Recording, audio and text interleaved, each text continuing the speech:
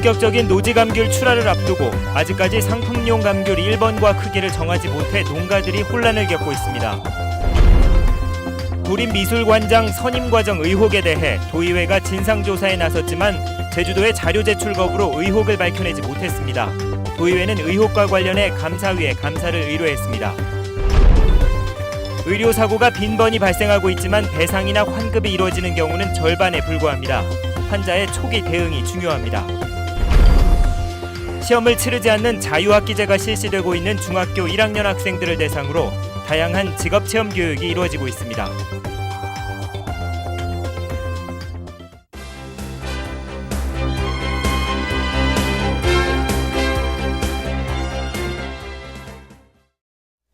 여러분 안녕하십니까? 뉴스데스크 제주입니다.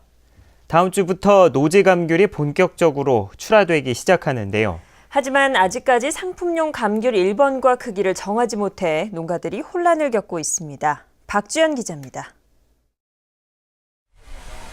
제주 시내 한 성과장. 극조생 감귤 출하를 앞두고 상자를 구입하고 성과기 정비를 마쳤습니다. 하지만 상품용 감귤 1번과 크기가 아직까지 결정이 안 돼 걱정이 이만저만이 아닙니다. 1번과를 수확해도 당장 출하할 수 없어 썩을 수 있고 성과기를 비롯한 포장 상자 등을 바꾸는 일에도 비용과 시간이 많이 들기 때문입니다. 이제 와서 49밀을 결정하면 더러미 성과기를 1번과를 새로 해야 되는데 그 과정이 어렵다는 겁니다. 가공용 감귤을 결정하는 회의에서도 1번과 문제가 논란이 됐습니다. 47mm에서 51mm 미만의 1번과인데 이렇게 이제 행정당국이 49mm로 가는 이유를 모르겠습니다. 이걸. 지역농협 조합장 사이에서도 의견이 엇갈렸습니다. 농민단체 회장님들도 그러면 좋다. 2mm를 47mm를 49mm로 52mm가 요 안을 이제 공동안으로 하자. 이렇게 해서 우리 지역본부에서 규선을 해서 행정에 이걸 요구를 한 겁니다. 노지 감귤 품질 규격을 11단계에서 5단계로 줄이고 1번과 가운데 49mm 이상을 상품으로 출하하자는 제주도. 하지만 도의회는 1번과 감귤 모두를 상품으로 출하하자며 맞서고 있습니다. 감귤 1번과에 대한 도와 도의회 간의 갈등 속에 감귤 농가들의 혼란은 앞으로도 더욱 가중될 것으로 보입니다. MBC 뉴스 박주연입니다. 제주도의회가 도립미술관장 선임 과정을 둘러싼 의혹에 대해 진상조사에 나섰지만 제주도의 자료 제출 거부로 의혹을 밝혀내지 못했습니다. 도의회가 감사를 의뢰하면서 감사위원회에서 불거진 의혹이 규명될지 주목됩니다. 현재훈 기자가 보도합니다. 김현숙 도립미술관장을 둘러싼 논란은 선임 과정이 불공정하다는 의혹에서 시작됐습니다. 공정해야 할 인선 과정에 공무원이 개입했다는 겁니다. 도의회에서도 이 부분이 집중 거론됐습니다. 지금 내정자가 3위 안에만 들도록 발악되지 않도록 점수를 조정해달라는 부탁이 있었다고. 이번 인선 절차를 책임졌던 인사위원장이 김현숙 관장과 친인척이라는 사실도 의혹을 키웠습니다. 너무 쉽게 알 수 있는 사이인데 등록하고 14, 15일 정도 기간이 있는데 위원장이 거기에 친인척인 걸 모른다는 게 도민사회가 인정하냐는 거예요. 제주도는 현행법상 개방형 직위는 인사위원회의 친인척, 재척 대상은 아니라며 법적으로 문제가 없다는 입장입니다. 이 재척 사유가 산모, 승진 이몽희 사전심의, 공무원이 사후에 공무원 징계 의결 또는 징계 부과금으로 한정이 되어 있습니다. 제주도가 정보공개법을 근거로 관장 선임 관련 자료를 공개하지 않아 도의회 역시 의혹을 되짚는 수준에 그쳤습니다.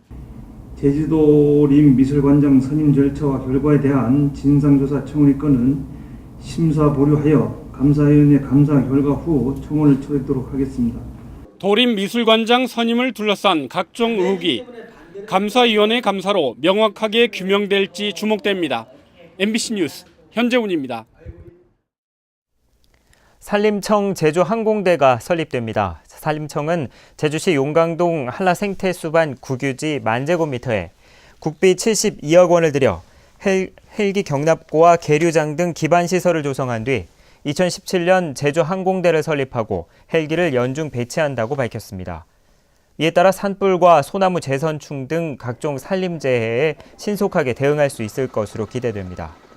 제주에서는 최근 10년 동안 산불이 6건 발생해 산림 6헥타르가 불에 탔고 소나무 61만여 그루가 재선충에 감염됐습니다. 의료 분쟁이 발생할 경우 비전문가인 환자가 의료 과실을 입증하기란 쉽지 않은데요. 배상이나 환급이 이루어지는 일도 절반 수준에 불과해 무엇보다 환자의 초기 대응이 중요하다고 합니다. 이소연 기자가 취재했습니다. 미용실을 운영하는 40대 강모 씨는 지난달 정형외과에서 손목에 염증 주사를 맞았습니다. 그런데 한 달 뒤 주사를 맞은 부위가 하얗게 변하고 움푹 패였습니다. 다른 병원에서 진단을 받은 결과 주사 부작용으로 인대가 손상됐다는 겁니다. 큰 병원을 갔더니 그 교수님께서 하시는 말이 염증주사 부작용이라고 이제 그렇게 말씀하시더라고요. 그래서 이제 그 염증주사 맞은 병원에 다시를 갔더니 이제 죄송하다고. 하지만 병원 측은 정상적인 치료를 했을 뿐 과실이 없다는 입장입니다. 인대와 뼈와의 마찰이 발생한 것이기 때문에 오랫동안 염증으로 인한 어떤 파열뼈가 붙는 것이 합당한 것이지, 그 주사가 일회성, 저희들이 주장한 일회성으로 그 인대가 파열되기는 상당히 어렵습니다. 결국 합의가 안 돼 소송을 벌이고 있습니다.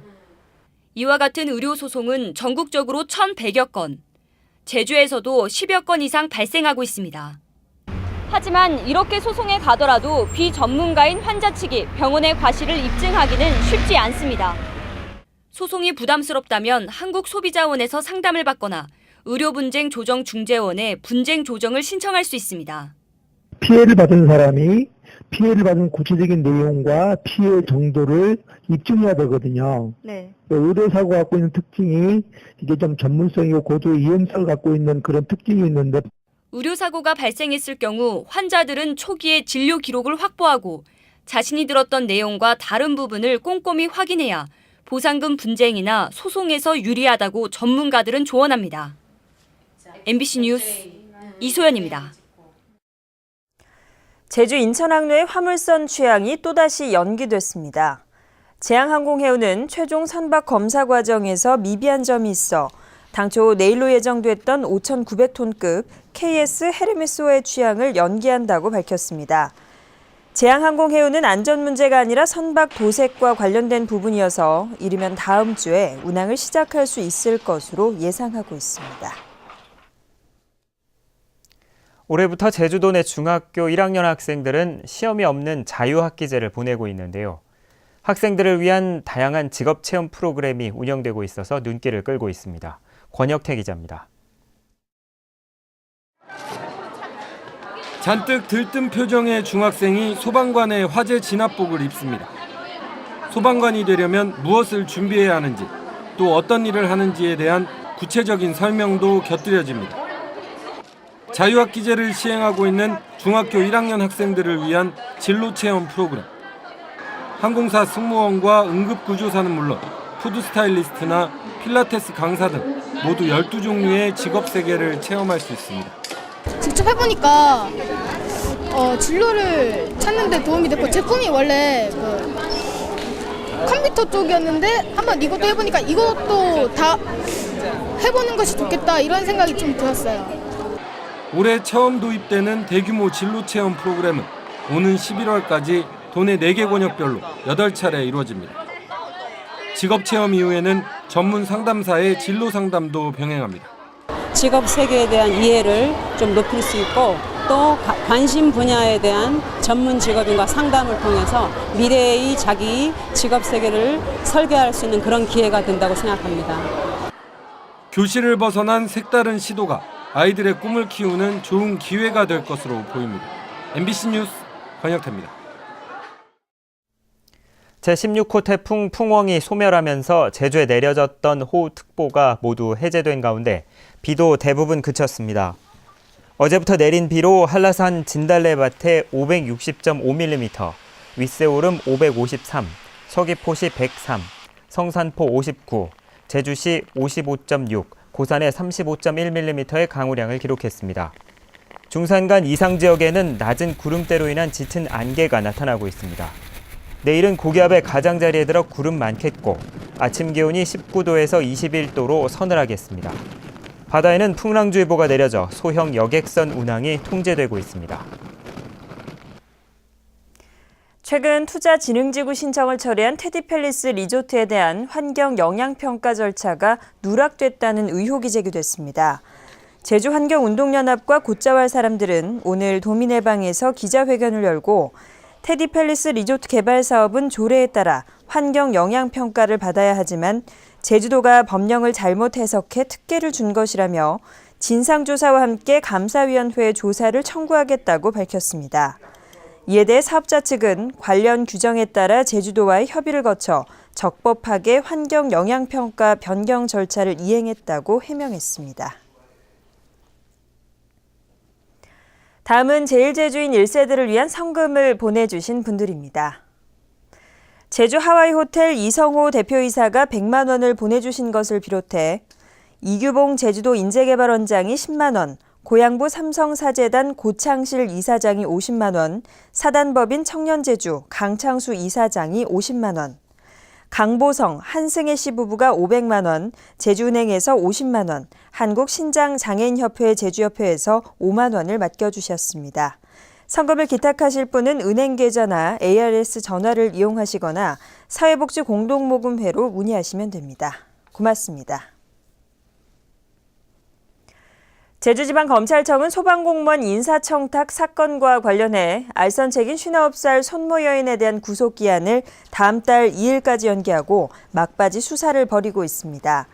검찰은 손 여인을 통해 금품을 주고받은 소방공무원과 고위직 인사에 대해서도 추가 조사를 벌인 뒤 조만간 처벌 수위를 결정하고 다음 주에 수사를 마무리할 방침입니다. 한편 검찰은 지난 13일 소방공무원의 가족으로부터 8천만 원을 받고 인사청탁을 시도한 혐의로 손 여인을 구속했습니다. 제주도의회 교육위원회는 오늘 도민회방에서 기자회견을 열고 정부는 지방교육재정교부금 축소 방침을 철회하라고 요구했습니다. 교육위원회는 정부가 세수 부족을 이유로 어린이집 보육료를 교육재정에서 부담하라고 요구하면서 교부금을 3% 축소시킬 경우 지방교육재정은 파탄나게 된다고 주장했습니다. 제주도교육청은 축소된 교부금과 학교 신설비, 인건비 증가분을 포함하면 내년 700억 원 정도의 예산이 부족할 것으로 예상하고 있습니다. 원희룡 제주도지사가 새누리당 보수혁신위원회에 참여할 것으로 보입니다. 새누리당은 원희룡 지사와 나경원 의원, 홍준표 경남지사에게 보수혁신위원회 참여를 제안했습니다. 이에 대해 원 지사는 제주의 현안 사업 해결과 도민의 이익을 위해 참여하는 게 바람직하다는 입장을 밝혔습니다. 새누리당 보수혁신위원회는 김문수 위원장을 비롯해 11명으로 구성됐습니다. 제주발전연구원 임원추천위원회는 오늘 신임 원장 후보자 공모를 마감한 결과 도내외 인사 6명이 응모했다고 밝혔습니다.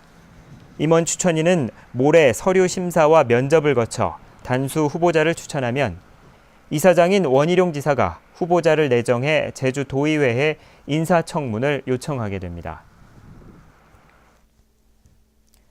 김재윤 의원이 33일간 이어온 옥중 단식을 중단했습니다.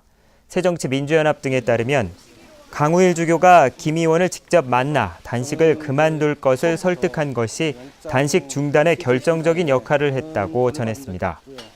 김 의원은 지난달 21일 교명 변경과 관련한 법률을 개정해주는 대가로 금품을 받은 혐의로 구속 수감되자 무죄를 주장하며 단식을 해왔습니다.